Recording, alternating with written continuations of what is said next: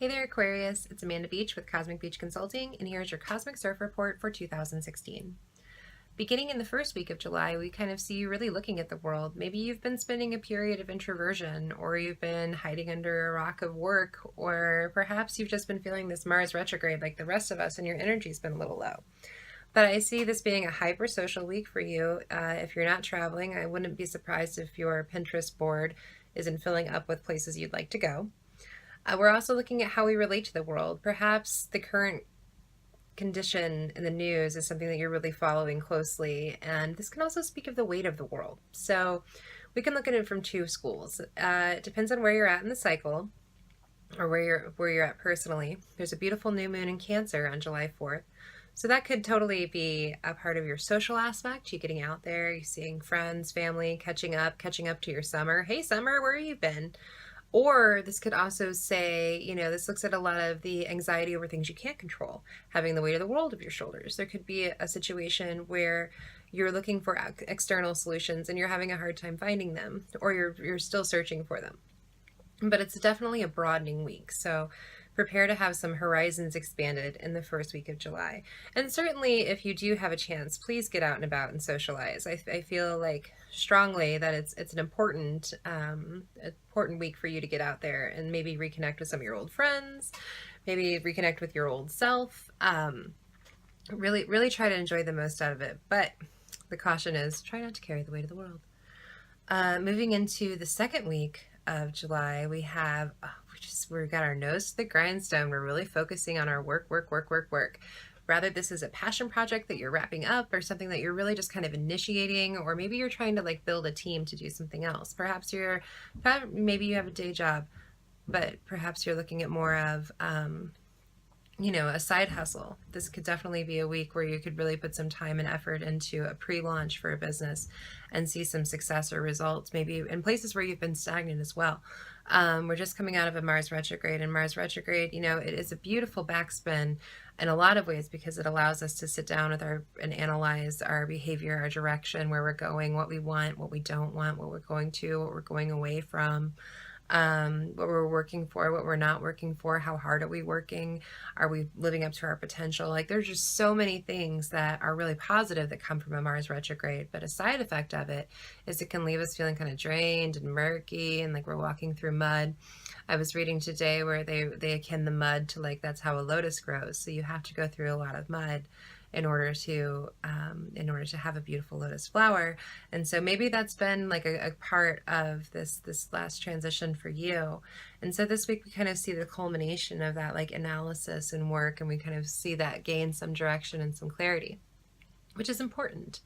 When we get to the third week of July, we have a beautiful full moon in Capricorn. Capricorn is ruled by Saturn, and Saturn is the planet of lessons.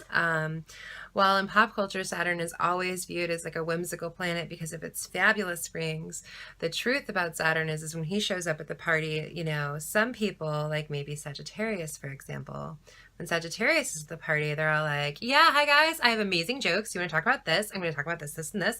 I'm going to kind of aggressively talk to you for a long, long time. We're going to have so much fun. We're going to have big ideas, and we're going to move on all the time. And then Saturn walks in and he's like, oh yeah, hey Sagittarius. So yeah, you wanna start a commune. That's cool. So how are you gonna get the water? Saturn's kind of a downer, basically. And we kind of see this downer energy coming on your third week. And I'm not saying like, oh hey, how's it going? Let's like worry about it being a downer. No, I'm saying if there aren't lessons that you're learning, Saturn is awesome at helping you learn them. Saturn is that friend that you keep around because like in the present, they always seem like they're like coming down really hard on you, or they're like, their structure is too rigid for you, or you feel like they're judging you. But really what Saturn is trying to do is trying to help you find the best you. So this is a week where it's like, if you miss something along the lines to get to the best you, Saturn's going to be like, oh, hey, I noticed that you need new ice cube trays, so I got you some ice cube trays. How long do I have to stay at this party? You're welcome. So that's Saturn at the party. But so like this week we see you really being able to kind of look at what lessons you need to learn. And if you haven't been learning them so well, this might be kind of a rough week for you. But if if you really kind of, if you're like, how the wheel goes.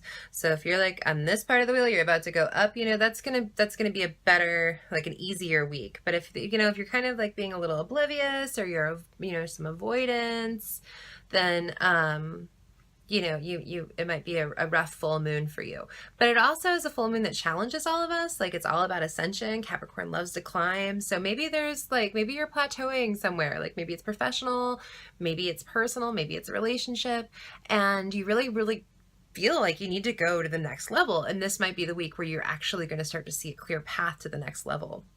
But beware of what you're ignoring. And maybe, the best thing about Saturn is, like, if you know what Saturn's up to, you can totally like kind of get in front of it. I mean, you can't always get in front of it, but you can kind of, like, if you want to dig deeper, if you want to do some important self work, always take a look at what Saturn is doing in your chart. But for this week, this week is like totally has super Saturn energy. So that's what I have. And then in the fourth week, see, this is great. So we go through all of that. And the fourth week, we have a lot of productivity. Maybe we're starting to sow the seeds for things that we're going to see the results of at the end of fall. Maybe that's, maybe we're looking at educational opportunities. Maybe we're looking for a new job. Maybe we're looking at side income stream, or simply just how to realign our budget, how to be more productive. And so by the fourth week, if you were feeling sluggish or financially sluggish, I think that it will definitely pick up. You're going to have a lot more energy in that area. And you're also going to be looking at your productivity in a newer, like, maybe it's been a real drag getting out of bed and going to work for the last 3 weeks. Maybe it's just been tough. Like, perhaps there's like a coworker, or maybe it's just like a project you're assigned. But, this week we're kind of going to see, like, we're going to whistle while we work. I can't whistle, but, a lot more enthusiasm for our day-to-day activity and what brings us what we need. So I hope you have a great July, Aquarius. My name is Amanda Beach. You can contact me on cosmicbeachconsulting.com. You can follow me on Facebook, facebook.com/cosmicbeachconsulting. I am available for hour sessions, Skype, FaceTime, text, email, and in Northern California, if you are so inclined to visit, we'd love to have you. Please do check out my subscriptions list so you can follow other amazing readers and astrologers. I hope you guys have a great month. See you next month. Thanks.